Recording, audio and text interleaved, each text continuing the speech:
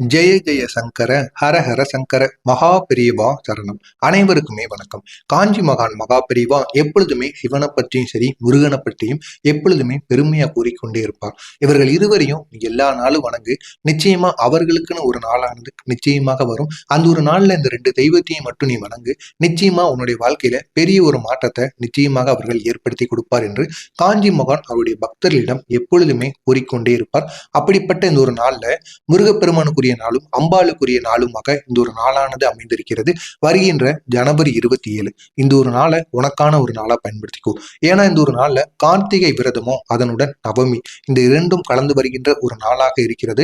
இந்த ஒரு நாள்ல காஞ்சி மகான் கூறிய முருகனுக்கான இந்த ஒரு பரிகாரத்தை மட்டும் உங்களுடைய வீட்டு பூஜையில செய்து பாருங்க. நிச்சயமா உங்களுடைய வாழ்க்கையில ஒரு பெரிய மாற்றத்தை உங்களால உருவாக்க முடியும். இது உங்களுக்கு மட்டுமல்ல, உங்களுடைய குடும்பத்திற்கும் உங்களை சுற்றி இருப்பவர்களுக்கும் உங்களுடைய குழந்தைகளுக்கும் பெரிய மாற்றமாக இந்த ஒரு பரிகாரமானது நிச்சயமாக அமையும். எனவே தவறாம நீங்க இந்த ஒரு பரிகாரத்தை உங்களுடைய பூஜை அறையில செய்து விடுங்கள். பெரிய வாய்ப்பானது உங்களை தேடி வரும். பெரிய மாற்றமும் உங்களுடைய குடும்பத்திற்கும் நடக்கும். இன்று செய்ய வேண்டிய இந்த சக்தி வாய்ந்த பூஜை, அதுவும் நம்முடைய பூஜை அறையில செய்யக்கூடிய ஒரு சக்தி வாய்ந்த பூஜையை பற்றி தான் நம்ம இந்த ஒரு வீடியோவில் முழுமைக்கும் காணப்போகிறோம். மறக்காம நம்முடைய சேனலுக்கு மட்டும் நீங்க புதிய பார்வையாளராக இருப்பின் மறக்காம நம்முடைய சேனலை சப்ஸ்கிரைப் செய்து வைத்துக் கொள்ளுங்கள். இன்று கார்த்திகை விரதமும் நவமி தேதியும் ஒன்றாக கூடக்கூடிய ஒரு நல்ல ஒரு நாளாக இந்த ஒரு நாளானது வருகின்றது. இந்த ஒரு நாள்ல நம்ம வணங்கணும், இந்த ஒரு நாள்ல நம்ம வழிபட்டோம் அப்படின்னா முருகனோட சக்தியும் அதனுடன் சேர்த்து அம்பாளுடைய சக்தியும் ஒரே நாள்ல முழுமையாக கிடைக்கக்கூடிய ஒரு அபூர்வ தினமாக இந்த ஒரு தினமானது கொண்டாடப்படும். இந்த ஒரு நாள்ல நீங்களும் உங்களுக்கான இந்த ஒரு பரிகாரத்தை நீங்க செய்தீங்க அப்படின்னா கண்டிப்பா இந்த முருகனின் அருளும் அம்பாளோட அருளும் முழுமையாக உங்களுக்கு கிடைக்கும். எனவே இந்த ஒரு நாளை எப்படியாவது நீங்க தவற விடாம பயன்படுத்தி கொள்ளுங்கள். இந்த நாள்ல பூஜையில செய்யக்கூடிய ஒரு சிறிய பரிகாரம் கூட உங்களுடைய வாழ்க்கையில் இருக்கக்கூடிய எல்லா வித தடைகளுக்கும் ஒரு முழு மூச்சாக மாறிவிடும். சின்ன சின்ன பரிகாரங்கள் கூட அவ்வளவு சக்தி வாய்ந்ததா மாறும். ஏன்னா கார்த்திகை விரதமோ நவமியும் ஒன்னா சேர்ந்து வருது. இதனால பெரிய அளவுல உங்களுடைய வாழ்க்கையில மாற்றத்தை நீங்களே உருவாக்க முடியும். எனவே தவறாம இந்த ஒரு நாள்ல சின்ன சின்ன பரிகாரங்கள், சின்ன சின்ன தீபங்கள், சின்ன சின்ன மந்திரங்கள் கூறி நீங்க வழிபட்டாலே போதும். அது பெரிய அளவுல உங்களுடைய வாழ்க்கையில இருக்கக்கூடிய ஒட்டுமொத்த பிரச்சனைகளுக்கும் ஒரு தீர்வை ஏற்படுத்தி கொடுக்கும் என்று காஞ்சி மகான் மகா பெரியவா அவருடைய பக்தர்களிடம் எப்பொழுதுமே கூறிக்கொண்டே இருப்பார். முக்கியமா கடன் பிரச்சனை, தீராத கடன் பிரச்சனை கூட முழுமையாக தீர்ந்துவிடும். திருமணமே நடக்கும்படிக்கு என்னுடைய வாழ்க்கையில திருமண தடையானது இருக்கு, திருமணம் கை கூடுற மாதிரி வருது, இருந்தாலும் ஏதாவது ஒரு பிரச்சனை, ஜாதகம் செட் ஆகாம ஏதாவது ஒண்ணு நடந்து வாழ்க்கையில திருமணம் நடக்காம தள்ளி போய்கிட்டே இருக்கு. ஆனா போதுமான அளவுக்கு வேலையும் சம்பளமும் என்கிட்ட இருக்கு, ஆனா இருந்தாலும் திருமணம் நடக்கும்படிக்கு இது ஆண்களுக்கும் சரி பெண்களுக்கும் சரி நிச்சயமாக பொருந்தும். அப்படி கூறக்கூடியவங்க இந்த ஒரு பரிகாரத்தை நீங்களே செய்யலாம். இந்த ஒரு பரிகாரத்தை நீங்களே செய்யும் பொழுது திருமண திருமண தாமதம் எதுவாக இருந்தாலும் நிச்சயமாக அதுக்கு ஒரு தீர்வானது கிடைக்கும். மனசுல அமைதி இல்லாம இருப்பவங்களும் இந்த ஒரு பரிகாரத்தை பண்ணலாம். அது பெரியவர்கள் சிறியவர்கள் யாராக இருந்தாலும் சரி. என் மனசுல அமைதியே இல்லை, ஆனா போதுமான அளவுக்கு சொத்தும் பணமும் என்கிட்ட இருக்கு, இருந்தாலும் மனசளவுல எந்த விதமான அமைதியுமே இல்லை அப்படின்னு கூறுபவங்க இந்த ஒரு பரிகாரத்தை பண்ணுங்க. நிச்சயமா உங்களுடைய மனசளவில் அவ்வளவு அமைதியானது கிடைக்கும். எதிரி தொல்லைகள் அனைத்தையும் மெதுவாக அகற்றுவதற்கும் இந்த ஒரு பரிகாரமானது உங்களுக்கு பெரிய அளவுல மாற்றத்தை ஏற்படுத்தி கொடுக்கும். எனவே இந்த ஒரு பரிகாரத்தை தவறாம நீங்களும் பண்ணுங்க. உங்களுடைய வாழ்க்கையில இருக்கக்கூடிய எல்லா வித பிரச்சனைகளுக்கும் ஒரு தீர்வானது கிடைக்கும். இந்த ஒரு பரிகாரத்தை செய்வதற்கு ஏற்ற ஒரு நேரமாக கருதப்படுவது அப்படின்னா ஜனவரி 27 காலையில 6 மணிலிருந்து 8:30 இந்த மணிக்குள் நீங்க அந்த ஒரு பரிகாரத்தை காலை நேரத்துல பண்ணணும். அப்படி காலை நேரத்துல உங்களால பண்ண முடியவில்லை, அது நீங்க தவற விட்டுட்டீங்க அப்படின்னா அதற்கப்புறம் தான் ஒரு முக்கியமான நேரமே உங்களுக்கு வருது, மாலை நேரம். இந்த மாலை நேரம் 6 மணிலிருந்து இரவு 8 மணிக்குள்ள நீங்க இந்த ஒரு பரிகாரத்தை பண்ணலாம். இந்த 2 நேரமும் உங்களுக்கு எந்த நேரம் உங்களுக்கான ஒரு நேரமாக இருக்கிறதோ அந்த நேரத்துல உங்களுக்காக ஒதுக்கி இந்த ஒரு பரிகாரத்தை பண்ணிருங்க. நிச்சயமா இந்த ஒரு பரிகாரத்திற்கு ரொம்ப நேரம் செலவழித்து பண்ணணும்னு அவசியம் கிடையாது. ஒரே ஒரு 5 நிமிடமோ 10 நிமிடமோ ஒதுக்கி இந்த ஒரு பரிகாரத்தை நீங்க பண்ணினாலே போதும்.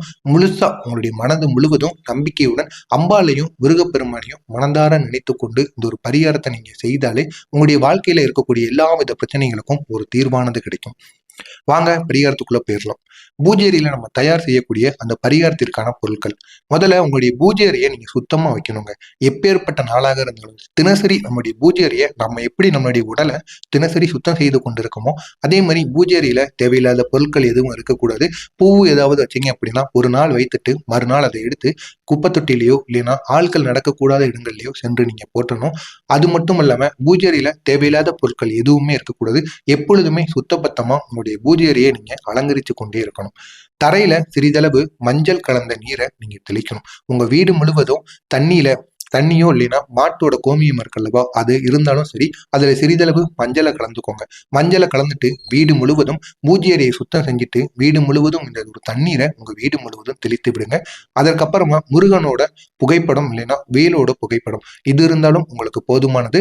அதற்கப்புறமா அம்மன், அது எந்த அம்மனாக இருந்தாலும் சரி, துர்க்கை அம்மன், லலிதா அம்மன், மீனாட்சி அம்மன், இந்த 3 அம்மன்கள்ல யாராவது ஒருவரோட புகைப்படம் உங்களுடைய வீட்டில் நிச்சயமாக பூஜை அறையில் இருக்கும். அதை எடுத்து உங்களுடைய பூஜை அறையில கீழே வைத்துக் கொள்ளுங்கள். கீழே வைத்துட்டு பூஜை அறைக்கு முன்னாடி முருகனோட படமும் முருகனோட வேலோட படமும், முருகனோட படமும் வேணும், அம்மனோட படமும் வேணும்.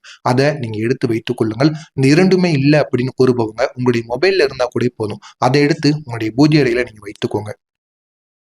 வைத்துவிட்டு உங்களுடைய பூஜை அறையில நீங்க கட்டாயம் ஏற்ற வேண்டிய ஒரு சக்தி வாய்ந்த ஒரு தீபம்.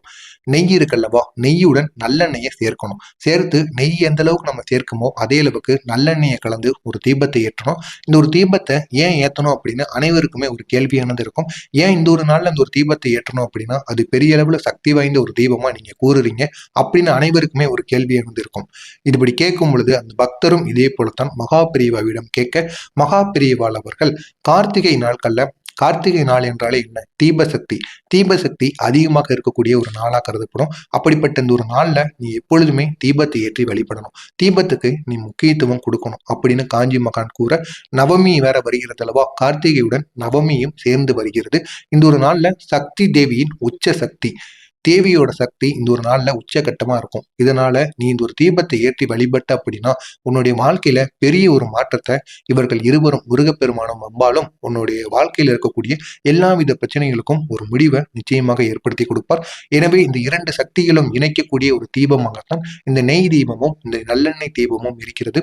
எனவே இந்த 2 தீபத்தையும் நீ எப்படி இணைச்சு ஏத்துறியோ அதே போல இந்த அம்பாலோட சக்தியையும் முருகப்பெருமானுடைய சக்தியையும் உன்னுடைய வீட்டிற்கும் சரி உனக்கும் இருக்கக்கூடிய பிரச்சனைகளை அழிப்பதற்காக நிச்சயமாக உனக்கு பயன்படும். அதற்காகத்தான் அந்த ஒரு தீபத்தை உன்னுடைய வீட்டுல ஏற்றணும் அப்படின்னு காஞ்சி மகான் மகா பெரியவா அந்த பக்தரிடம் ஒரு விளக்கத்தை கொடுத்திருக்கிறார்.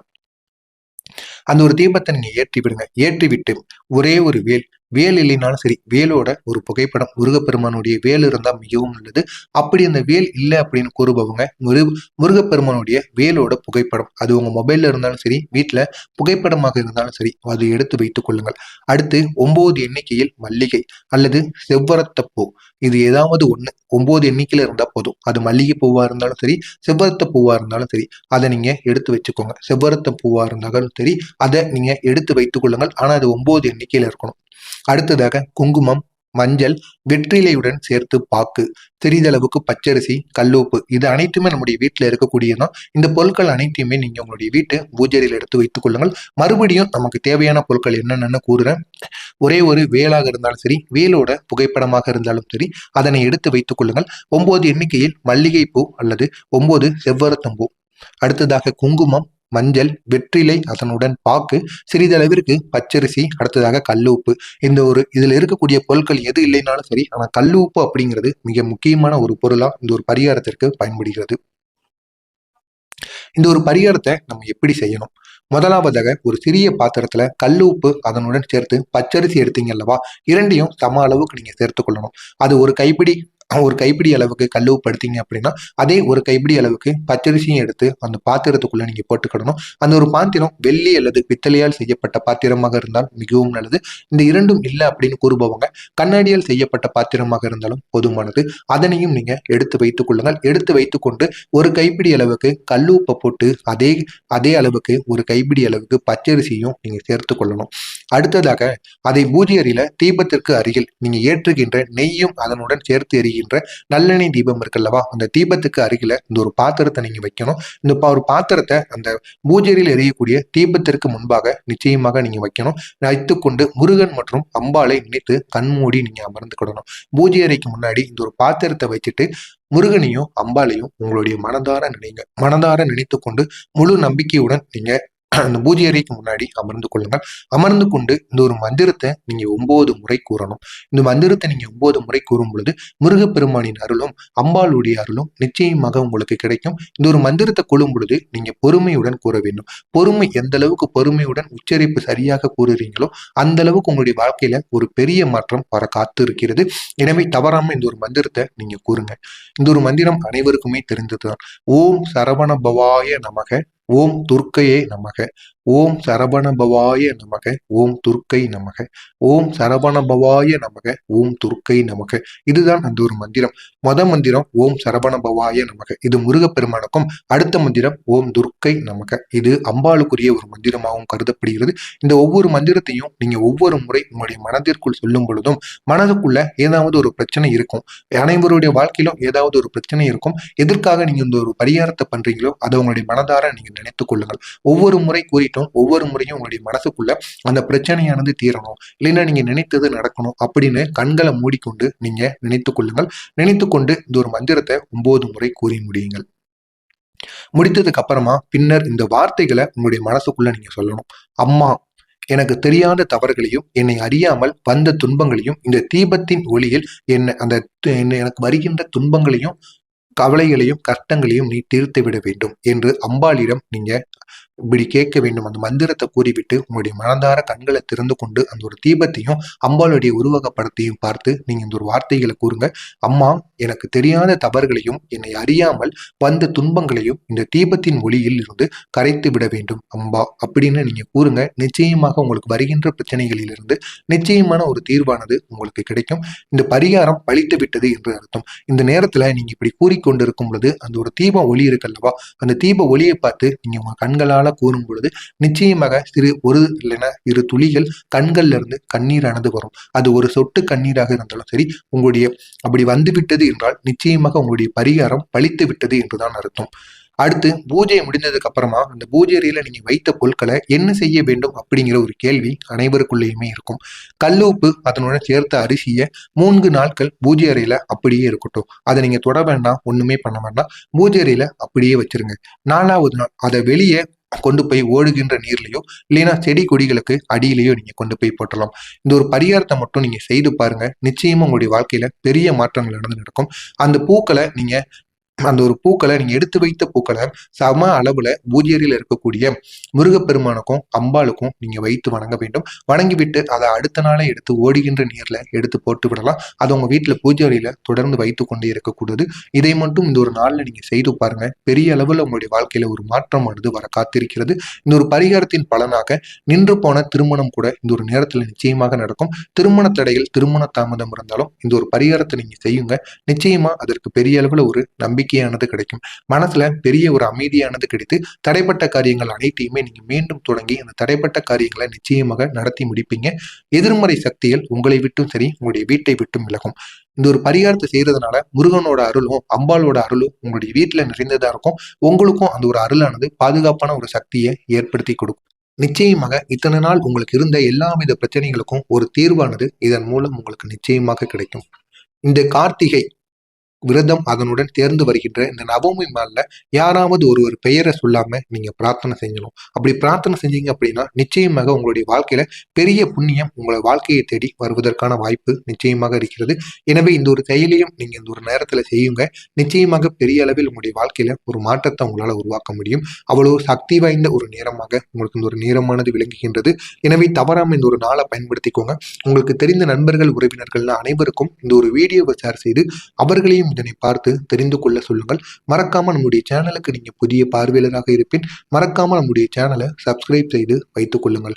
நல்லதே நினைவுங்க, உங்களுடைய வாழ்க்கையிலும் நல்லது மட்டுமே நடக்கும். நன்றி, வணக்கம். ஜெய ஜெய சங்கர, ஹர ஹர சங்கர, மகா பெரியவா சரணம். நல்லதே நினைவுங்கள், வாழ்க்கையில நல்லது மட்டுமே நடக்கும்.